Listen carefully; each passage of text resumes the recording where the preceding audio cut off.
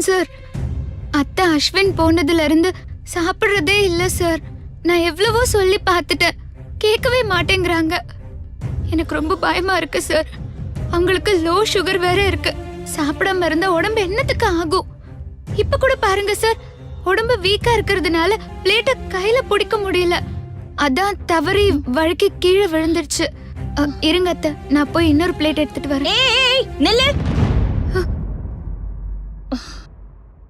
அர்ஜுன், இந்த தட்டை நான் தான் தட்டி விட்டேன். நீ வந்து பொய் சொல்லி என்னை காப்பாத்த பாக்குறியா? பொய் சொல்லி என்னை காப்பாத்திட்டு இந்த வீட்ல நான் என் புருஷன் கூடயும் பிள்ளைங்க கூடயும் வாழணுமா? இந்த வீட்ல வாழறதுக்கு எனக்கும் தயவு தேவையில்லை. என்னை எப்படி காப்பாத்திக்கணும்னு எனக்கு நல்லா தெரியும். என் புள்ள அஸ்வின் வந்தா போதும்பா, நான் தெம்பா எழுந்திருச்சு உட்கார்ந்துருவேன். மா, நீங்க இப்படி எல்லாம் பண்ற ஆளே இல்லையாமா? மா, நீங்க ரோஜா மேல எவ்வளவு பாசமா இருப்பீங்க சொல்லுங்கம்மா. ஆமாடா, வச்சிருந்தேன். அது பெரிய தப்பு. நான் பெரிய தப்பு பண்ணிட்டேன். இந்த வீட்ல எல்லாரும் இவ்வளவு புரிஞ்சுக்கிட்ட மாதிரி நானும் புரிஞ்சிருக்கணும். அப்பவாவது அஸ்வின் என் கூடயே இருந்திருப்பானே. நான் ஒரு பெரிய முட்டாள்பா, முட்டாளாவே இருந்து போயிட்டேனே. மா மா மா மா, கொஞ்சம் அமைதியா இருங்கம்மா. எல்லாமே நல்லபடியா நடக்கும்மா. டேய் அர்ஜுன், எல்லாம் நல்லபடியா நடக்கும். நான் அஸ்வினை கூட்டிட்டு வந்துடுறேன்னு சொல்லிட்டு போனேன். எங்கப்பா அவன்? ஏன் வரல? எங்க இருக்கா சொல்லு. மருமகளே, உன்னை நினைச்சா எனக்கு ரொம்ப கவலையா இருக்கு மருமகளே. நீ உண்மையிலேயே முட்டாள் தான். இவன் சொல்றதெல்லாம் இன்னும் நீ நம்பிக்கிட்டு இருக்கிற. இவன் என்ன சொல்லிட்டு போனா? அஸ்வினை தேடி கண்டுபிடிச்சு கூட்டிட்டு வரேன்னு சொல்லிட்டு போனான்ல. எங்க அஸ்வின்? எங்க அவன்? இவங்க தானே அவனையே வீட்டை விட்டு விரட்டினாங்க. அப்படி இருக்கும்போது எப்படி தேடி கண்டுபிடிச்சு கூட்டிட்டு வருவாங்க? இதோ நிக்கிறாளே ஓ மருமக, இவளுக்கு என்ன நினைப்பு தெரியுமா? இந்த வீட்டுல இருக்கிறவங்க எல்லாரையும் வெளியே வட்டிட்டு இவளும் இவ புருஷனை மட்டும் இங்க இருக்கணும். அதுக்கு முத பலி என் பேரன் அஸ்வின். அவனையும் வரட்டி அனுப்பிட்டாங்க. அனுப்பிட்டு அவனை தேடி கண்டுபிடிக்கிற மாதிரி நாடகம் நடிக்கிறாங்க. இத போய் நம்பிக்கிட்டு இருக்க? அத்தை, அஸ்வின் மாமாவுக்கு எதுக்கு இந்த தலையெழுத்து? ஒழுங்கா பாட்டி மாதிரி இந்த ரோஜாவை ஆரம்பத்திலே புரிஞ்சு வச்சிருந்திருக்கலாம்ல. அஸ்வின் மாமா பாவம் அத்தை, அவரை ரொம்ப வெகுலி. இந்த ரோஜா பயன்படுத்திக்கிட்டா அத. பாவம் அஸ்வின் மாமா, அவரை நினைச்சா எனக்கு என்ன பண்றதுன்னே தெரியல. மனசுக்கு ரொம்ப கஷ்டமா இருக்கு. ஏய், இங்க பாரு. இதுக்கு மேல நீ பேசுனா என்னடா பண்ணுவ? என்ன பண்ணுவ? உன் பொண்டாட்டிய பாரு, ஒண்ணும் தெரியாத மாதிரி இருந்துகிட்டு எல்லாத்தையும் பண்ணி முடிச்சிட்டா. அனு மனசுல பட்டதா பட்டு பட்டுன்னு சொல்றா. அது உனக்கு தப்பா தெரியுதா? பாட்டி, நீங்க கொஞ்சம் சும்மா இருக்கீங்களா? நீங்க மட்டும் இவளுக்கு சப்போர்ட்டா இல்லனா இவ சாயம் இந்நேரத்துக்கு வெளுத்து இருக்கும். எல்லாத்தையும் பொத்தி பொத்தி வச்சு இவளை காப்பாத்திட்டு இருக்கீங்க. இல்லாததெல்லாம் இருக்குதுன்னு பொய் சொல்லி இந்த குடும்பத்தோட அமைதியெல்லாம் கெடுத்துக்கிட்டு இருக்கா. இந்த குடும்பத்தை உடைக்கணும்னு நினைச்சா உடைச்சிட்டா. ஆனா ஒண்ணு, இது ரொம்ப நாளைக்கு நீடிக்காத. இந்த அர்ஜுன் இருக்கிற வரைக்கும் இந்த குடும்பம் உடையாத, யாருக்கும் எந்த குறையும் வராத. அனோ, இத மனசுல வச்சுக்கிட்டு தானே வெறித்தனமா அலைஞ்சுக்கிட்டு இருக்க. இதுக்கெல்லாம் கிடைக்க போற தண்டனை இருக்கு பாரு, அது ரொம்ப பெருசா இருக்கும். இப்ப என் அம்மா மனசை கெடுத்துக்கிட்டு இருக்க. இந்த சந்தர்ப்பத்தை உனக்கு சாதகமா பயன்படுத்திக்கிட்டல்ல. டேய், அவ பேசினதுல என்னடா தப்பு இருக்கு? அவ சொன்னது அத்தனையும் உண்மைதான். நான் தான் இத்தனை நாளா ரோஜாவை நல்லவன் நினைச்சிட்டு இருந்தேன்.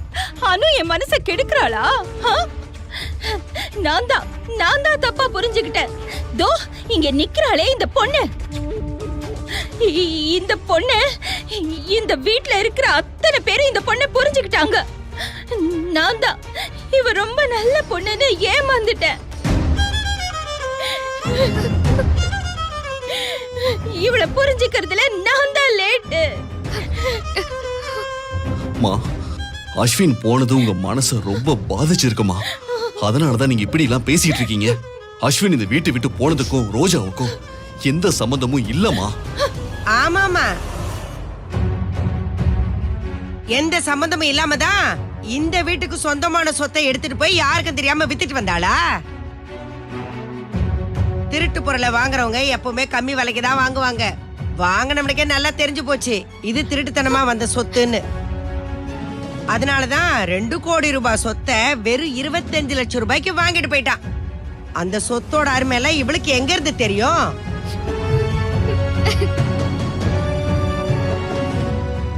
பாட்டி, இதுல பெரிய சதி நடந்திருக்க. அணுவுக்கு இதுல சம்பந்தம் இருக்க. அத நான் நிரூபிக்கிறேன். அப்ப நீங்க புரிஞ்சுப்பீங்க. நான் இப்ப கவலைப்படுற ஒரே விஷயம் என் அம்மாவோட ஹெல்த்த நினைச்சுதான். அவங்க நல்லா இருந்தா போதும், என்னால எல்லாத்தையுமே ஜெயிக்க முடியும். என் அம்மாவை எல்லாரும் தூண்டி விட்டு அவங்கள படுக்க வச்சிட்டீங்க. அதான் அர்ஜுன் கொஞ்சம் சோர்ந்து போயிட்டான். ஆனா ஒண்ணு, நான் சோர்ந்து போனாலும் என் அம்மாவை நான் நல்லா வச்சு பாத்துக்கணும்ல, அதுக்காக நான் எந்திரிச்சிருவேன்.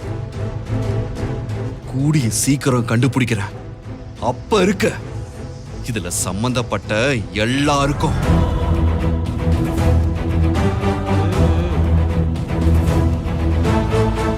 அம்மா, நான் உங்ககிட்ட சொல்லிட்டு போன மாதிரி அஸ்வினை நான் கூப்பிட தான் போயிருந்தம்மா. அவனுக்கு இன்னும் மன கஷ்டம் ஆறலம்மா. ஆனா கண்டிப்பா வந்துருவாமா. அவன் நவீன் வீட்டுல பத்திரமா இருக்கான். 48 மணி நேரம் டைம் தாமா. நான் ரொம்பலாம் எடுத்துக்க மாட்டேமா. அதுக்குள்ள இதுக்கெல்லாம் காரணம் யாரு, எப்படி பண்ணாங்க, எல்லாத்தையும் நான் கண்டுபிடிச்சிருவோம்மா.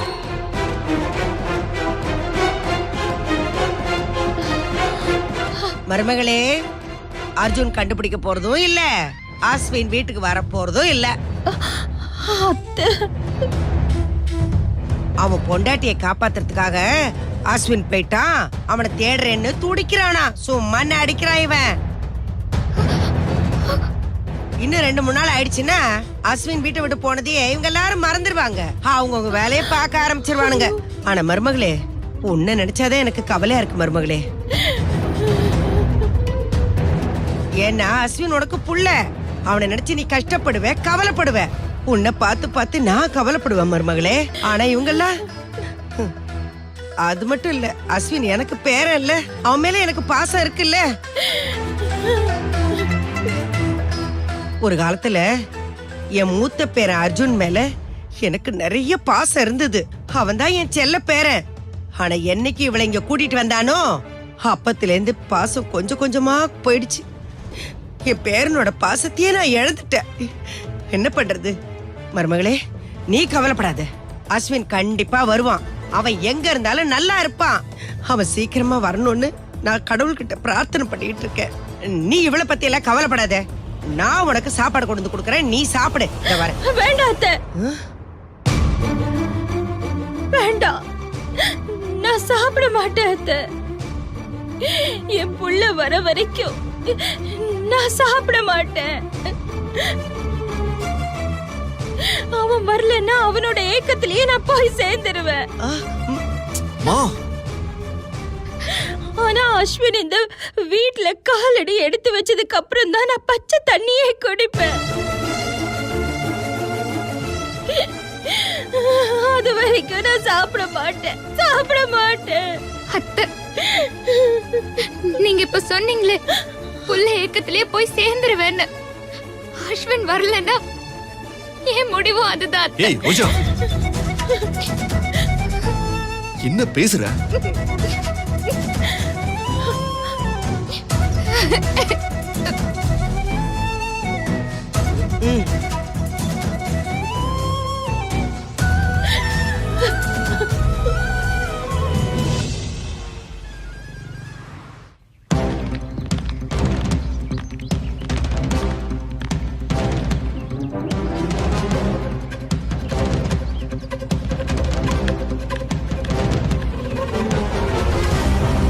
அண்ணே, என்னது? என்ன தம்பி? என்னாச்சுன்னா ஏன் கையெல்லாம் கட்டு போட்டிருக்கீங்க? அதை ஏன் தம்பி கேட்குறீங்க? அன்னைக்கு ஒரு ரெஜிஸ்ட்ரேஷன் கண்ணுக்கு தெரிஞ்சு மோசடி நடந்தது. அது எப்படி தம்பி என்னால் பார்த்துக்கிட்டு இருக்க முடியும்? அதை தடுக்கலான்னு நினைக்கும் போது அதுக்குள்ள ஒரு குரூப் வந்து என்ன பயங்கரமா அடிச்சு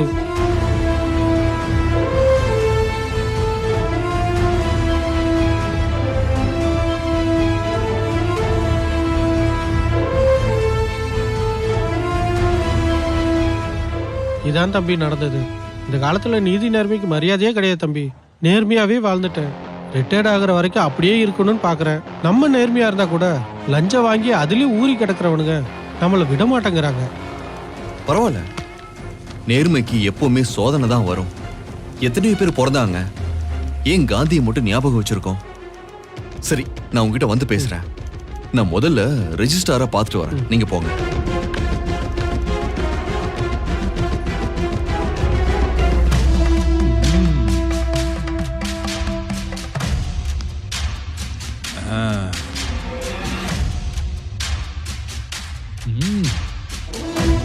கண்ணன் சார், அந்த மடிப்பாக்கம் லேண்ட் ஃபைல கொஞ்சம் எடுத்துட்டு வாங்க. Okay sir.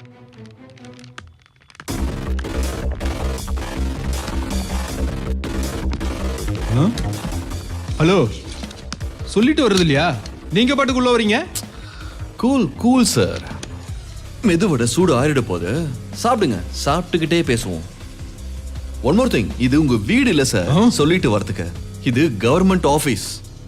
எங்களை மாதிரி ஆளுங்க உங்களை பார்க்க வருவாங்கன்னு தான் உங்களுக்கு ரூம் கொடுத்து, ஏசி போட்டு, ஃபேன் போட்டு, லைட்டு போட்டு, டீ வடையெல்லாம் கொடுத்து உட்கார வச்சிருக்காங்க. ஒண்ணும் இல்ல, நேத்து ஒரு ரெஜிஸ்ட்ரேஷன் நடந்திருக்கு. பேரு ரோஜா. இப்படி மொட்டையா சொன்னா எப்படி புரியும்? இல்லையே, என் தலையில நிறைய முடி இருக்கே. ஹலோ, ஒரு நாளைக்கு எத்தனையோ ப்ராப்பர்ட்டி விற்கிறாங்க, வாங்குறாங்க. 40-50 ரிஜிஸ்ட்ரேஷன் இங்க நடக்குது. அதெல்லாம் ஞாபகத்தில் வச்சுக்க முடியுமா? அதெல்லாம் என் வேலையா என்ன? Okay okay, cool down. அப்போ உங்க வேலை என்ன இப்போ? மெதுவடை சாப்பிடுறதா? சாப்பிடுங்க. ஹலோ, என்ன இது நாகரிகம் இல்லாம என் வடை எடுத்து சாப்பிடுறீங்க? உங்க வடையா? இது உங்க வடையா? நானா அது உங்க வடைய தான் வாயில போட்டுக்கிட்டேன். நீங்க ஊரை சொத்தெல்லாம் அடிச்சு வாயில போட்டுட்டு இருக்கீங்களே, அது நியாயமா? ஹலோ, ஏதாவது பிரச்சனை பண்ணணும்னு வந்திருக்கீங்களா? போலீஸ் கூப்பிடவா? போலீஸா? கொஞ்சம் இருங்க, நானே கூப்பிடுறேன்.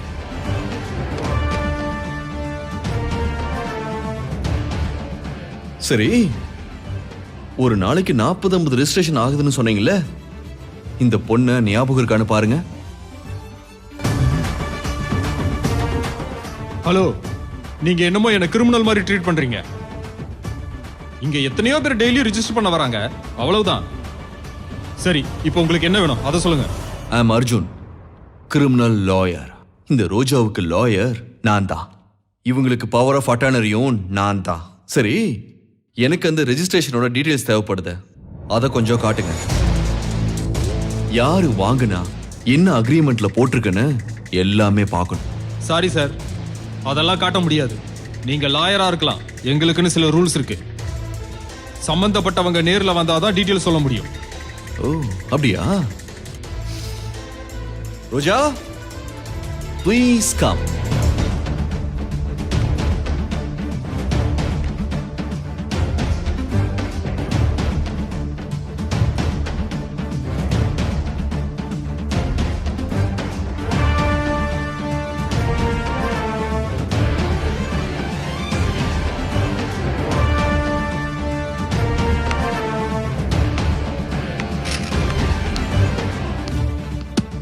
ஹலோ ஹலோ, ஏய் ஏய் ஏய் ஏய், இப்ப கதவை சாத்துறீங்க? பாவி, நேர்மையா செய்ய வேண்டிய வேலைய இப்படி காசுக்காக தப்பா பண்ணிட்டு இருக்கியே. நீ தானே எல்லாத்தையும் பண்ண. அந்த ஞானவேல் யாரு? உன் ஆள் தானே? உன்னால என் குடும்பமே பிரிஞ்சு போச்சுடா. யார் அவ?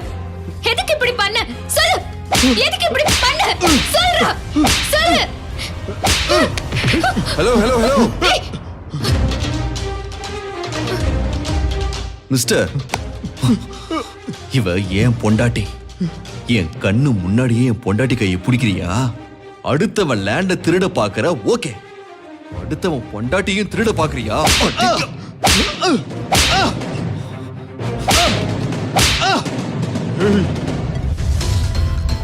இங்க பாரு, என் பொண்டாட்டியை ஏமாத்தி கோல்மால் பண்ணிருக்க.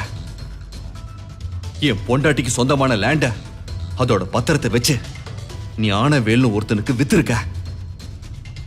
ஒழுங்கு மரியாதையா நீயா வந்து எல்லாத்தையும் சொல்லிட்டனா நல்லத, இல்லனா வேற மாதிரி போயிடும். புரியுதா? கதவை நான் ஏன் லாக் பண்ணன்னு தெரியுமா? இப்ப நீ பெரிய போஸ்ட்ல இருக்க, உன்னை பார்த்து அவன் சல்யூட் வைக்கிறான். இப்ப நீ அடி வாங்கினத, அதுவும் என் பொண்டாட்டி கையால வாங்கினத இங்க இருக்கிறவங்க பார்த்துட்டாங்கன்னா நாளைக்கு நீ வரும்போத ஒரு பையன் உன்னை மதிக்க மாட்டான். அதான் கதவை மூடுன. உண்மைய சொல்லிட்டா காதும் காதும் வச்ச மாதிரி விஷயத்தை முடிச்சிடலாம். இல்லனா இன்னும் கை வைக்க வேண்டியதா போயிடும். என் பொண்டாட்டி பேர்ல இருந்த லேண்ட மறுபடியும் என் பொண்டாட்டி பேருக்கே மாத்தணும். என்ன சொல்ற? பண்ணிரலாம், ஆனா அது உடனே நடக்காது. அதுக்கு அந்த ஞானவேலை பிடிக்கணும். அவன் வந்தாதான் மாத்த முடியும். அவன் வந்து கையெழுத்து போடணும். அப்பா, அவன் உன் ஆள் தானே? போன் பண்ணி வர சொல்ல. இல்ல, அவனை வேற ஒரு பார்ட்டி மூலமா தான் எனக்கு தெரியும். நேரடி பழக்கம் இல்ல. நேரடி பழக்கம் இல்லாமையே நீ இவ்வளவு கோல்மால் பண்ணிருக்கன்னா, நேரடியா பழக்கம் இருக்கிறவங்களுக்கு நீ என்னெல்லாம் பண்ணிருப்ப. தேவையான நேரத்துல நான் வருவேன். வரும்போது அந்த பத்திரத்தை என் பொண்டாட்டி பேருக்கு மாத்தி கொடுக்கணும். புரியுதா? வா போலாம்.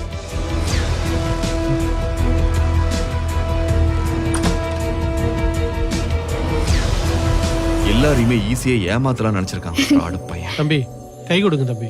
எதுக்கு? நீங்க பேசுனதெல்லாம் நான் கேட்டுக்கிட்டு தான் இருந்தேன். சட்டத்துல மட்டும் ஓட்டம் இல்ல, இந்த மாதிரி ஆபீஸ்லயும் நிறைய ஓட்டம் இருக்கு. அண்ணே, உங்க நேர்மையை நான் பாராட்டுறேன். இதை வச்சுக்கோங்க. நீங்க ரெஜிஸ்டரை வெளுக்கும் போது சந்தோஷப்பட்டேன் தம்பி. இங்க வர்றவங்க எல்லாம் வேலை முடிஞ்சா போதும் லஞ்சம் கொடுத்துட்டு போறாங்க. அதனாலதான் இவனுங்களுக்கு எந்த பயமும் இல்லாம தைரியமா போயிடுது. இப்ப நீங்க கொடுக்குறீங்களே, இதுவும் லஞ்சம் தான் தம்பி. நான் ஒரு பியூனு, இதை ஒழிக்கணும்னு பாக்குறேன். நான் உங்களுக்கு கொடுத்தது லஞ்சம் இல்ல. உங்க தம்பி கொடுத்தா நீங்க வாங்கிப்பீங்கல்ல, நல்லா பழமெல்லாம் வாங்கி சாப்பிட்டு செலவுக்கு வச்சுக்கோங்க. நியாயத்தை காப்பாத்த துடிக்கிறீங்க. எனக்கு ஹெல்ப் பண்ணா அந்த நியாயத்தை காப்பாத்துனதுல உங்களுக்கும் ஒரு பங்கு இருக்கும். என்ன வேணும்னு சொல்லுங்க தம்பி, நான் செய்யறேன். உங்களை அடிச்சு போட்டவங்கள அடையாளம் காட்ட முடியுமா? பார்த்தா கரெக்டா சொல்றேன் தம்பி. நான் கூப்பிடும்போது கூப்பிடுற இடத்துக்கு வந்தா போதும். ஓகே, சரிங்க தம்பி. சரி, உடம்ப பாத்துக்கோங்க. ரோஜா, போலாமா?